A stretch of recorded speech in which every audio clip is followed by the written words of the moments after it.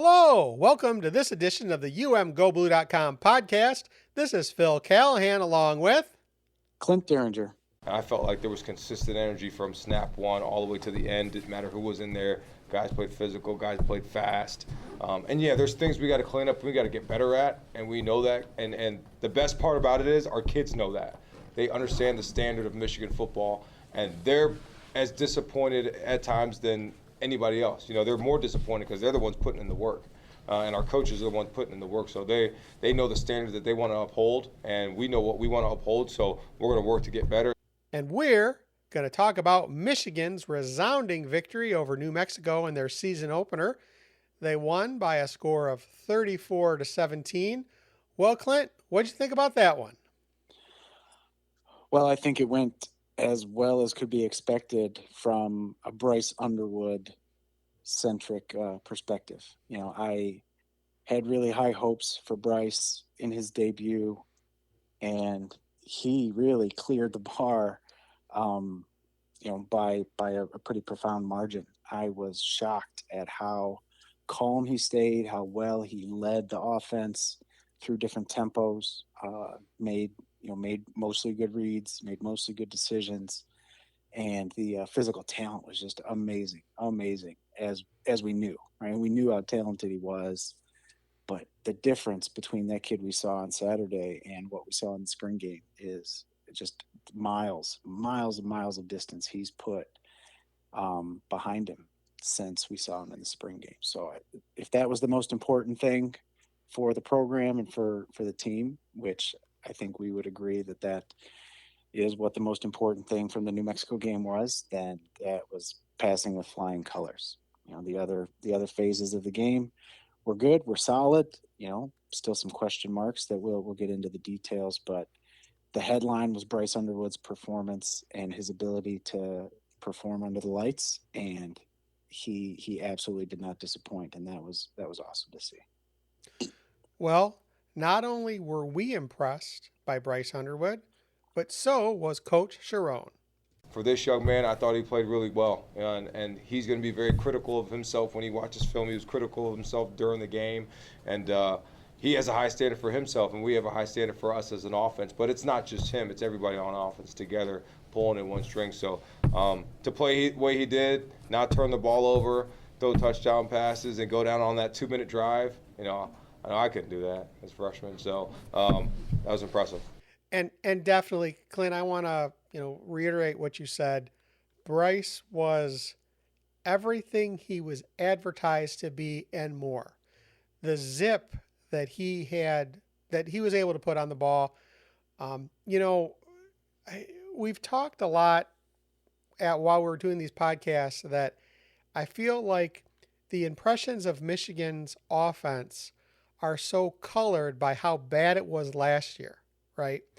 And then you see Bryce come into this game and not just be functional, but be awesome. Just a zip on the ball, decisive, again, cool under pressure. And, we even saw him early in the game do his best J.J. McCarthy impression and with that block, which Sharon was slightly less impressed by. I say stop, don't do it. Does that make you cringe a little bit? A little bit, yeah. But he loves it. He loves the game. He loves football. He loves the physicality. He's the first one when we're having our 9-on-7 drill tackling. He's over there getting hype, rocking his hair and music, like. So it does make you cringe when you don't want your quarterback doing that, but it kind of perks you up a little bit, understanding and knowing like he loves that part of the game. And Clint, what's funny about that is, you and I were in the press box, and I pretty much said the same thing. I'm like, okay, that's great. You could do that. Now don't do that, right? After struggling through last season where we were going through, quarterbacks like they were going out of style, to be tantalized by how great Bryce was. I'm like, oh, the last thing I want to do is see you get hurt blocking in a meaningless game. But it definitely showed that he was game. His teammates saw it. The crowd saw it. The TV audience saw it. And just, I don't think it's hard to say too many great things about Bryce. I mean, he was everything that he was advertised to be. And, he even won the post-game press conference. that was a surreal feeling being in the big house. I've been coming to the games since I was 8, 9 years old. So it's just a surreal feeling to have the black M on my chest and to score a touchdown in the black M uniform.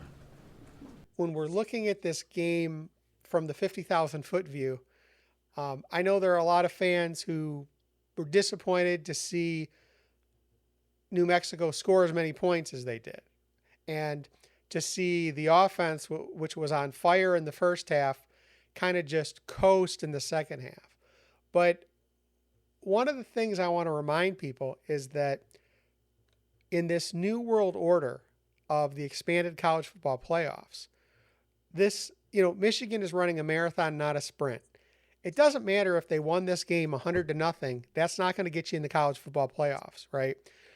It's not as in the past where you're struggling to get it one of those 4 spots, right? And your entire resume is looked at, right? We're not in that situation. So I think that when I look at, did Michigan do what they needed to do? First, we needed to see a great performance from Bryce. We needed to see that he was the truth and he was everything that we've been hearing about. And you needed to win the game, and you needed to get out of the game without injury. So I was pretty happy in this one. I have to admit, I was a little frustrated at times in the second half until I kind of, pushed myself back from the table and thought about the longer view. Yeah, it makes sense. I mean, we saw a third quarter advantage for New Mexico in success rate, and it was really close from an explosive rate as well. So it felt exactly as you described, where it was frustrating. You could kind of feel Michigan felt like they took their foot off the gas a little bit on both sides of the ball. The special teams were iffy, right? Certainly shaky throughout, from the jump. And so there were things that were not comfortable for Michigan fans for sure. But again, the headline being Bryce Underwood certainly was a resounding success. And even after the game, when he said that if he were to grade himself, he would grade it as a C plus. I think that's right. We're talking about huge expectations and what it means to just turn 18 and come out, touch the banner for the first time and start your first game. And certainly many people would crumble under that kind of pressure, and he did not. So we are really, really, excited about what we saw, but also relieved that it wasn't a debacle. But the fact that he kept even a clear-eyed view of his actual play on the field, if we were evaluating him as just a normal Big Ten starting quarterback, I do think that there's room to grow. I do think that there's some things that he's going to look at the film and be able to clean up. So even hearing him, kind of evaluate himself, and what I would say is pretty clear-eyed and sober feedback, was even the final cherry on top for me in terms of being impressed. How you performed today? A C plus today. I knew it was that. Why that low? There's a lot of things I got to work on, and also us as a team as well. So we're gonna go back to the drawing board and go come back better next week. So. That seem fair, sure? Huh? Is that fair? C plus? No, but that's how he is.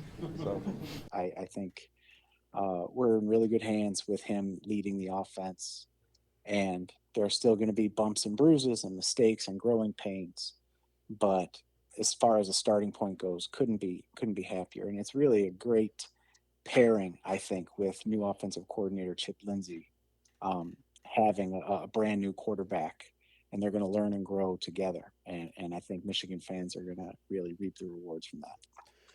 So when I say that he won the post game as well, I will tell you that as much as we have been hearing about him from the coaches, from the players, and it's funny because before they announced him as the official starter, everyone was trying to get someone to commit that he was going to be the guy, right? And to a man, people on the team would say, well, all the quarterbacks are doing great and this and this. And then they'd get to Bryce and their faces would light up. And then they'd kind of rein themselves in. And I mean, literally, it's one of the things that you could see being in the room that you're like, wow, everybody really likes this guy, right? And, to bring up another J.J. McCarthy comparison, as the quarterback battle was rising a few seasons ago between Cade and J.J., right? Everybody loved J.J. And I remember describing him as everybody's favorite little brother, right? Like everybody would just rant and rave about him. And you kind of get a similar thing about Bryce. They respect the other quarterbacks. Everyone is putting an honest effort in and competing as much as they can.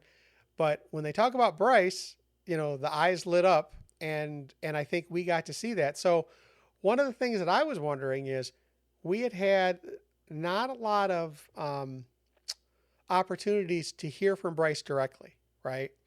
And again, big stage.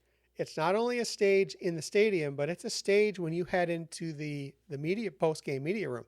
And they had reconfigured the room, so it was a different setup. And even some of the players, mentioned as they came in, they said, "Oh, cool new setup, right?"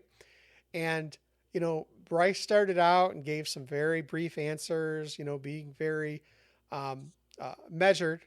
And then as he opened up, he was great. And again, there are a lot of skills in being the quarterback of the University of Michigan, and you need to be a leader in the huddle, which we've heard he can do. You need to be a leader on the field. You need to be a leader performance wise, but you're also the number one spokesman for the team. And he passed with flying colors. So when we look back at this game, Michigan came out on fire, right? 2 touchdowns in that first quarter.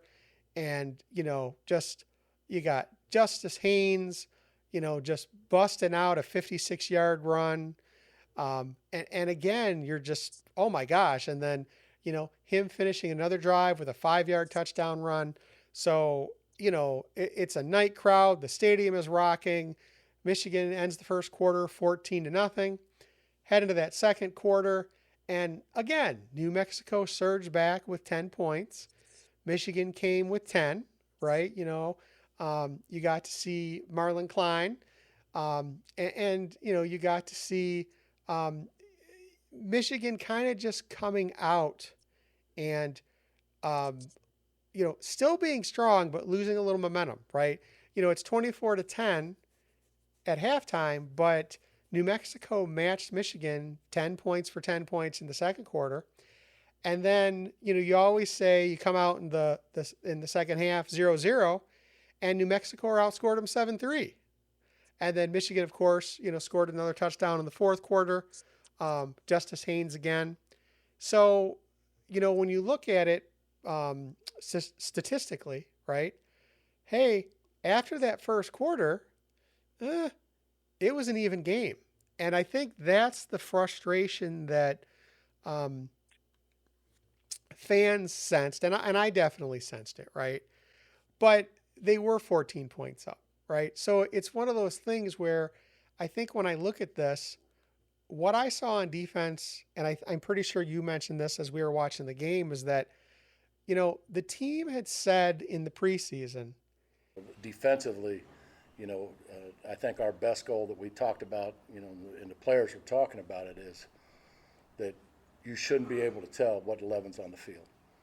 And, that's a goal that we're striving for. We're not there. We're not even close to being there yet, but we will be. They wanted to be able to rotate guys, interchangeable pieces. And they were rotating guys through. And I think that's really what led to a little bit of a letdown on the defensive side, is that after the first quarter, and definitely after halftime, I feel like the coaching staff treated this like a practice game, and they were getting reps for guys. And when I went back and looked at the participation, okay, I get what you're doing here. I understand from a high level, and that made me feel a little bit better about that. Yeah, it plays out. It certainly bears out in the advanced metrics too. Defensively, we saw a rotation right away. Right away, first and second series, there were defensive subs coming in, and they started out so red hot, not only on offense but on defense, where they totally shut New Mexico out from not just points on the board, but successful plays. You know, the efficiency rating that we use kind of feeds into all of the other metrics. Certainly under Jim Harbaugh, offensive efficiency was a priority, and defensively, they only New Mexico only ran 7 plays in the first quarter on 2 series, and none of them would be considered successful. To the point that I thought my sheet was broken here because I'm getting a divide by zero error. So um, I think that kind of showed the coaches what they wanted to see. Right? They came out and slammed their foot down, and then from that point forward, I do think that they treated it somewhat differently than they did in the first 15 minutes of the game. That's not my preferred approach, but I'm not a big time college football coach either. So um, I think that you can see in the data. I think you can see in on the film the difference from the defensive standpoint. But they still held New Mexico to just 3.6 yards per play, just a 37% success rate.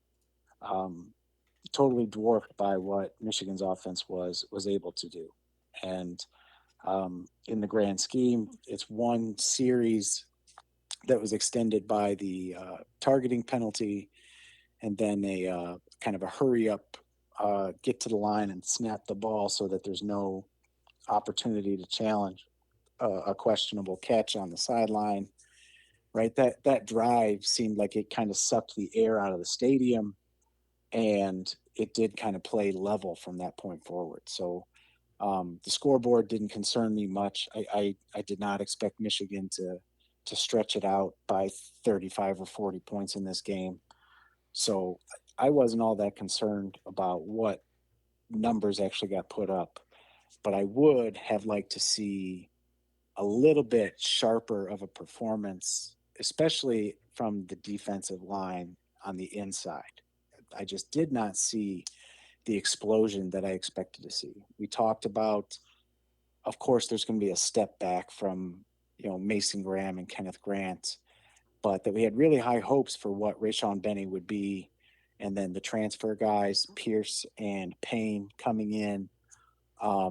We saw a little bit of explosion. We saw a little bit of disruption. I think TJ Guy's interception was a direct result of Payne shoving the guard back into the quarterback's lap. So that type of explosion, I think we saw it maybe one or two flashes of it, as opposed to once or twice per series, and that's more of what I expected. So I hope that's just kind of an adrenaline thing. I hope it was, maybe the defensive front wasn't playing with the same the same zip that they would in a bigger game, higher stakes against a bigger opponent. Or maybe there's maybe it's about rotating guys, keeping them fresh, and the younger, hungrier guys are going to show that explosion. We'll see. But I was a little bit disappointed in what we saw in terms of collapsing the pocket from the defensive front in the middle. And from there, I think everybody else played fine. I don't think anybody really looked out of place. And I think everything that we said about the linebackers and secondary level looks like it's still the case. Certainly a lot of talent, young guys. They might make mistakes here and there, but they're going to get better each week. So the only thing that surprised me was that defensive tackle spot. Well, one area that greatly disappointed me was the special teams. And I don't mean our field goal kicking, I mean our punt receive. And if there's any area that looks shaky to me, and again, I'll just say it, I was disappointed, right? Clint, one of the things that you like to preach from the press box is catch the damn kicks in the air, right? Especially the punts. And we definitely saw some shakiness there. It's interesting because one of the big things, Samaj is a character, right? Always fun to talk to. And in the past, people would ask him, so what's the hardest thing about catching the kick? And I remember him answering, the sun, man, the sun. And we just kind of laughed. And then we're watching that game and I'm like, well, there's no sun today. What's the issue? and, um, and again, first game, night, one of the things that'll be interesting is that we have some night games coming up, right? So it'll be interesting to watch if that is a consistent issue, and if it is, it's going to pose some problems. So definitely things to work on, and I think it's interesting because we're on X during the game, and you're seeing the comments from people, and I'm getting text messages from friends and acquaintances, and they're one guy's like, "What's wrong with Michigan?" And I'm like, "Guy, it's a practice game. Come on, chill out, right?" And again, it's like, well, I had somebody say, "Well, if it wasn't for that 14-point first quarter," I'm like, "Yeah, except we had the 14-point first quarter, right?" And then it's, "Well, if it wasn't for that 59-yard run," I'm like, "Yeah, but we had the 59-yard run from Justice, right?" So, like, when you look at the stats, so basically he had 16 carries for 159 yards, and that long 59-yard run. Well, yeah, it's a 9.9-yard average, but if you take that 59-yard run out, yeah, but you got the 59-yard run, right? You got 3 touchdowns from him. Um, you had Jordan Marshall 11 for 29.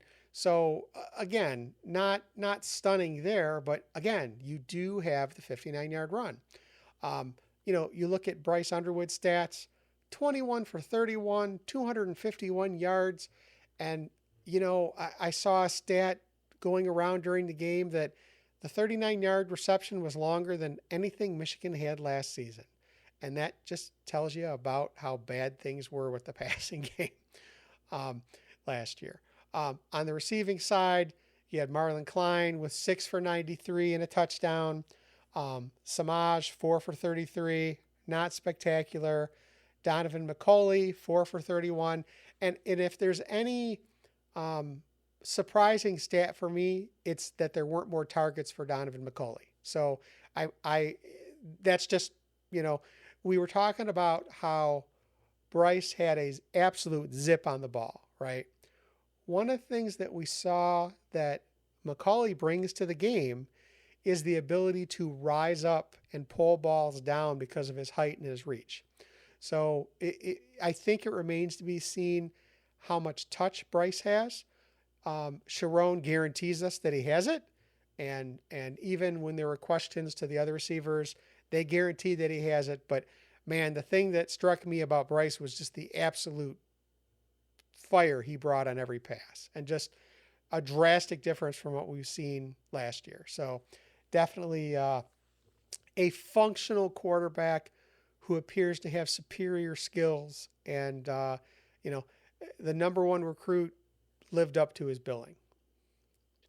Yeah, absolutely. Let me kind of echo a couple things and go back through what you just mentioned there and add some detail.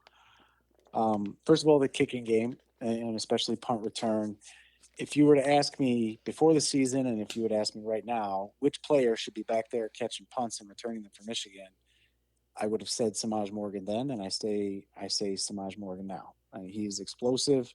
He's shown the ability to do it, and he's certainly not afraid of the moment, right? So the fact that he's made some mistakes doesn't necessarily make me gun shy for Samaj Morgan, but he's got to be better, and I think again he knows that as much as anybody, and I expect him to kind of rise to the occasion. The one that he muffed, the first punt, he was able to recover it, and fortunately it wasn't a turnover, but it was very similar to the one that he muffed in the Rose Bowl against Alabama, where he was making a really, really tough catch on the run. And if he had caught it, there was space. He was going to be able to not just stop it from bouncing and rolling, which is the number one thing when you're trying to catch those punts, is to stop the ball from getting that kicking team bounce. But he could have been explosive on that play if he had brought it in. He would have made a really great return. So he made the right decision to go catch it. He just physically didn't catch the ball, and I hope he does that 10 out of 10 times, and just next time it sticks to his hands. So Now, Clint, I don't. Clint, Yeah. I'm going to interrupt you right there because I'm going to remind you of what I hear from you when we're in the press box.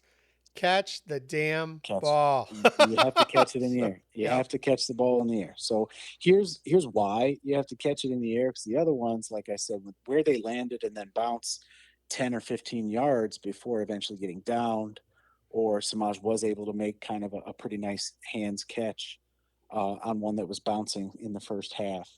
It ends up in the stats that you don't really talk about. So I track net punting, right? So if, for example, when Michigan did not go for it on 4th and 1 from their own 49-yard line or 48-yard line, I disagreed with the decision then, and the punter comes out, and his longest punt of the day goes into the end zone for a touchback. So he kicked it 52 yards, great, but it comes back out to the 20. That's only a net of 32, right? And you had a chance to try to pick up a first down and really put the hammer down on this team and really put it away early. And instead, you made a conservative decision for Sharon Moore, and then the punter didn't back up and make that decision right, because you got to pin him inside the 10 if you're going to make that conservative decision. So when I track net punting, right, as that example, the average for the game, New Mexico netted 47.3 yards per punt. Michigan netted 37.5 yards per punt. So every time the teams traded punts, which is going to happen a lot this year for Michigan as a defensive led team, every time they traded punts, the opponent gained 10 yards. So if you just keep punting it back and forth, like Michigan and Iowa circa 1986, punting it back and forth, the opponent is moving the ball down the field, and then eventually this is going to matter. Now, in a team that beat Ohio State last year 13-10, this is where the difference is, right? The punting game in that particular case was the best of the season for Michigan last year. And those hidden yards, when you let the punt hit the ground and roll, they come back and get you, and they add up to points over time. Now, one other stat that I track is the average starting position after a kickoff or after a punt return. And for New Mexico, when their punt return team was out there, they averaged starting at the 34-yard line, their own 34. When Michigan's punt return team was out there, they averaged starting at the 21-yard line. That's a 12, almost 13-yard difference. Again, very similar to what I said in the net punting. So that's the kind of stuff that doesn't hit the box score, but you see it wear you down over the course of a game. And it's something that Michigan was exceedingly great at through the peak of the Harbaugh era, especially with Jay Harbaugh as the special teams coach. And now that the Harbaugh era has transitioned into the Sharon Moore era, we have to tighten these things up. We don't have to be the best in the country the way that we were maybe under Harbaugh, but we have to stop losing ground to teams like New Mexico and special teams. It has to stop. Well, and I think that's the thing, Clint, is that I am traumatized by last year. I think back to the Indiana and Illinois games. Okay, people will hear me whine about making that drive. I didn't make that drive expecting them to lose, right? And you saw the offense struggle. You saw the defense kind of struggle a little bit, right? And then they ascended against Northwestern, and then we saw how the season ended, right? But in games like that, special teams will kill you. Special teams will absolutely be the difference. So I'm hoping that the offense is so explosive this year that, special teams are an afterthought. But the reality is, when you look at this season as a marathon, okay, there will be a game where it will be the difference. And you just, it's kind of like the medical thing. Do no harm, right? And this is why, I always laugh when you're, pounding the table up in the press box. Catch the ball. Yes, just catch the ball. Okay. I don't need, 50-yard returns. They'd be nice, but I need you to catch the ball. Like, that is the bare minimum of what you need to do. And when you don't get in position to catch the ball and you let it, bounce down for another 5, 10, 15 yards, or if you, muff it and the ball goes over and the other team, all nearly recovers it, that's not going to kill you against New Mexico. It will kill you in some other games. So it's one of the things that I struggle with, and I definitely, I give you a hard time a little bit about it, but I totally understand and I totally agree. Yeah, yeah, absolutely. And I a little bit about the offense. So Bryce Underwood, all the flowers, all well deserved. Again, I think his self grade of C+ is probably about right, maybe a little harsh, right? But there's room to grow, no big deal. But I want to also give a pretty big shout out to new offensive coordinator Chip Lindsey. You know, he got this job with Michigan because he is really good at bringing a huge bag of tricks and fitting it to what his new team already does well. So Sharon Moore has an identity for what he wants this team and this program to be. Obviously, he was the previous offensive coordinator, so it's kind of built in his image. And Chip Lindsey's strength as a coordinator is bringing in a lot of accents to what you already do well, not changing an entire system. And I think we really, really saw that. We saw a lot of Michigan's base runs that we've seen over the last 5 years with a passing game that merges with it or melds with it very well. Play action passes, some RPOs where even Bryce Underwood in his very first game was put in a position to succeed within the framework of the offense that already everybody else knows the terminology and the rhythm to it. I thought that was really, really amazing. And you always hear coordinators and coaches in the preseason coach speak talking about balance. We never really know exactly what balance means, right? In our preseason podcast, I thought what I hoped balance meant was no matter what personnel is on the field, we might run it, we might pass it, right? We're not tipping our hand and favoring one particular phase of the offense so heavily that the other defense can just tee off on us. And we saw that. We saw a ball get thrown to Bredesen out of the backfield. Probably should have thrown another one to him in the red zone when we got another touchdown pass. We saw quick outlets to Samaj Morgan in space. Right, we saw them change tempos. We saw them huddle, slow, winding the clock the way that we've always seen. We saw them hurry up and snap the ball and get right into the next play. So they were much less predictable, even though they were running essentially the same offensive scheme. And that is the upgrade that we were looking for from Chip Lindsey. And then when you look at the numbers, the balance like jumps right out at you in the face. First of all, for the first time I can remember in a game that Michigan won, they threw the ball more than passed, or they threw the ball more than ran. So 52% called pass plays and 48% run plays. Yards per play for the game was 7.2 yards.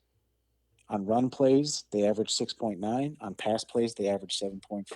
Really balanced. Success rate for the game, 43%.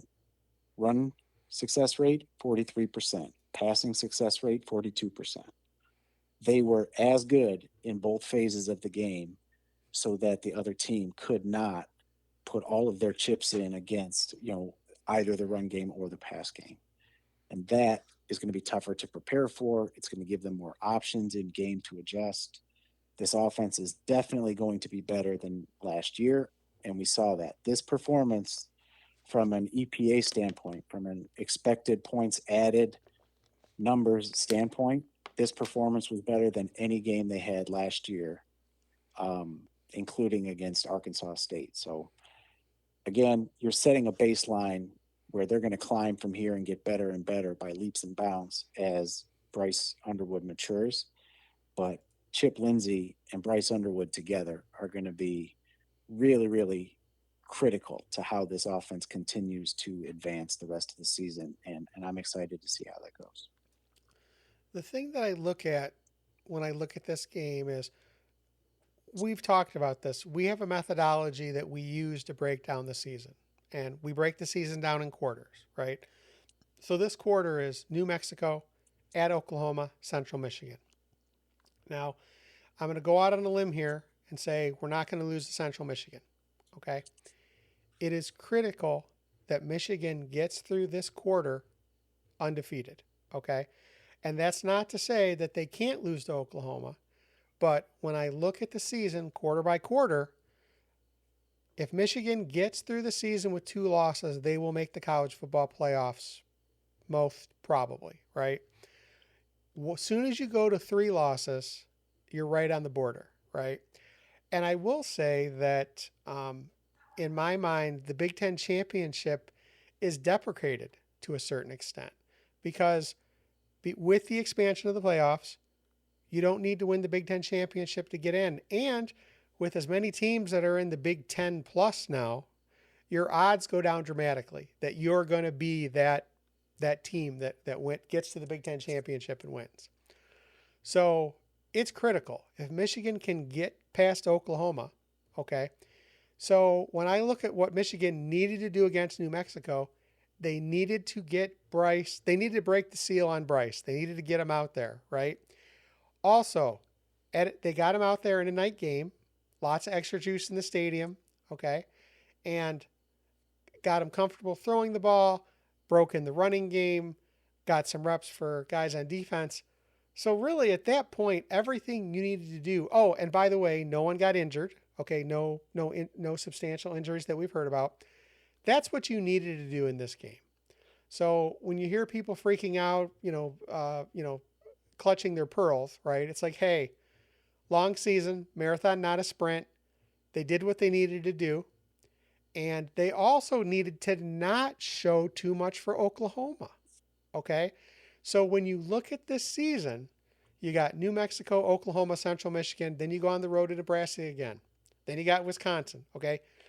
You have that second quarter is challenging, okay, for a lot of reasons. So what you needed to do was get guys reps, show a little bit, but not too much, and prepare for Oklahoma and Central, right? And again, it's interesting the gasping and stressing out. And again, it goes with the territory. Understand why people are traumatized after last season, right? But this is a drastically new offense. Chip Lindsey is showing himself to be everything we've heard that the players have talked about. And gosh, if what we saw against New Mexico is a little sample of what we're going to see in this offense, sign me up. I'm a fan. Okay. And again, I feel great heading into the next game. And I feel like we did exactly what we needed to do. And again, I was a little, in the moment, I was a little frustrated in the second half. But, after I thought about it and looked at the stats and came down from the emotion, I'm really satisfied with how it ended. Yeah, again, the scoreboard never worried me much. What I saw up front made me take a kind of a deep breath and a sigh after on rewatch. Offensively, I'm not overly enthusiastic about a 43% run success rate against really an undersized defensive line against New Mexico. So still some room to grow up front on the offensive line. Again, when you compare to last year, they look like, the old 1970s Redskins, because last year was so discombobulated. But if we compare to what we have seen Michigan offensive line be, especially under Sharon Moore, they still have a long way to go to get to that standard. And again, they know that. They know that better than anybody. So we'll see what kind of steps forward they can take. But I really would have expected them to dominate more down to down. It was great to see the explosive plays with Justice Haynes, and those runs count too in the numbers, like you were saying.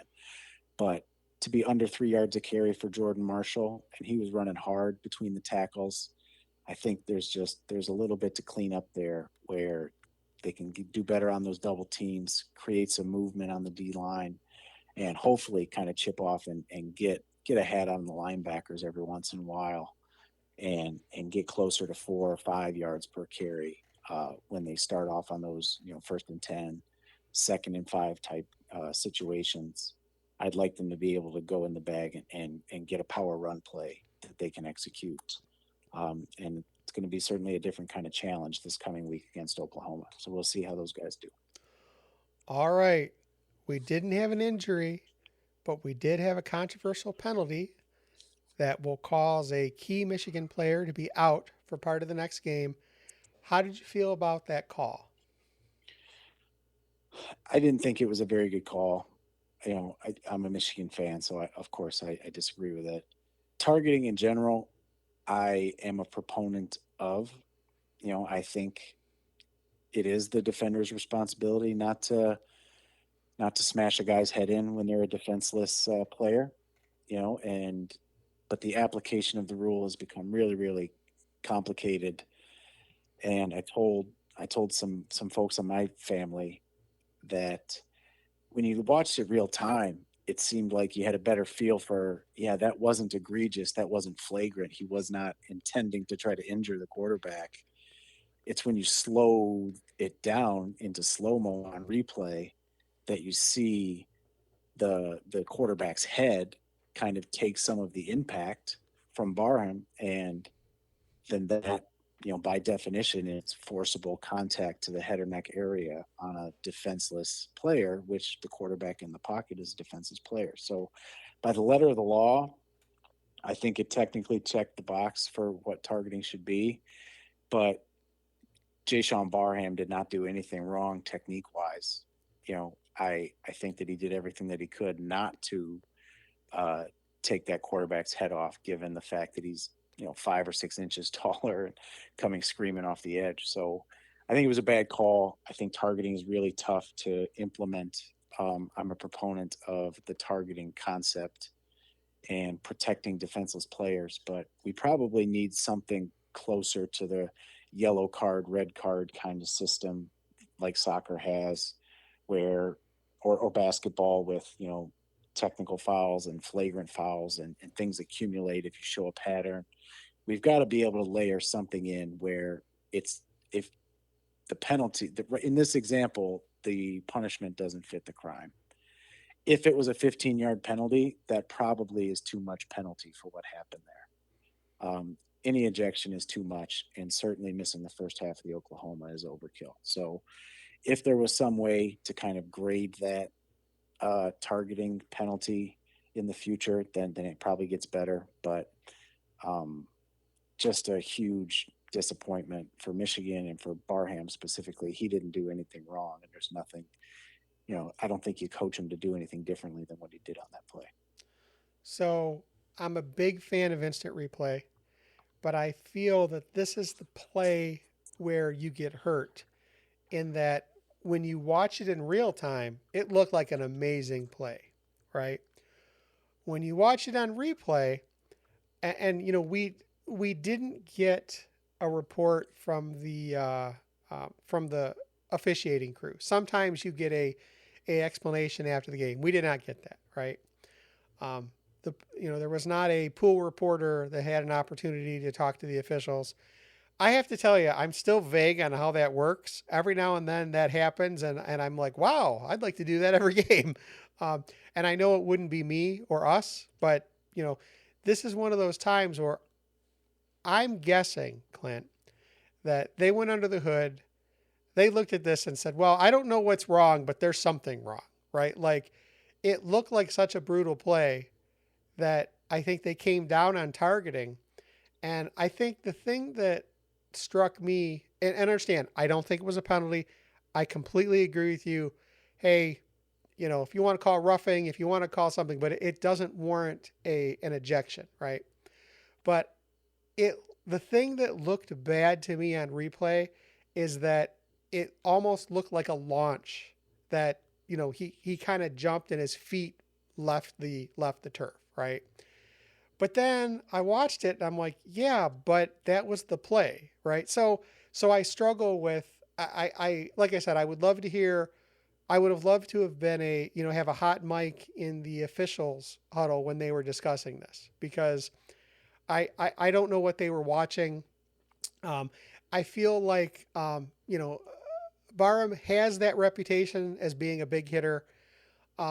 there were some other big hits that he unleashed. You know, you don't know if the other coaching staff is like, hey, look at this guy, look at this guy. Oh, look at that, right? You don't know how much politicking there was going on. And again, when you have a reputation as a big hitter, you know, you have extra eyes on you, but I thought it was unwarranted. Um, so, I think the thing that I'm looking for is that, you know, I was looking at the stats and Michigan played 32 guys on defense. Okay. Now, part of that is special teams, but that's immense, right? I'm not expecting to see that many guys play next game, and I think we'll see a tighter performance. So Clint, do you have anything final for the New Mexico game? No, I think it was great to see everybody. Always great to sit next to you up in the press box. Great to see the rest of the Callahans and our guys down on the field taking great photos. It's great to be in Ann Arbor, see everybody, and feel the energy again. So looking forward to getting back there next weekend, and looking forward to see a really big time prime time matchup against an SEC opponent this coming week.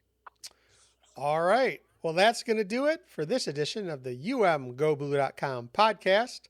This is Phil Callahan along with Clint Derringer, Go Blue. go blue. Obviously, we've always talked about, you know, the offense is led by, and the team is led by the offensive line, but your quarterback has to be the captain of that room, that offense. So Thank you for listening to the UMGoBlue.com podcast. All rights reserved.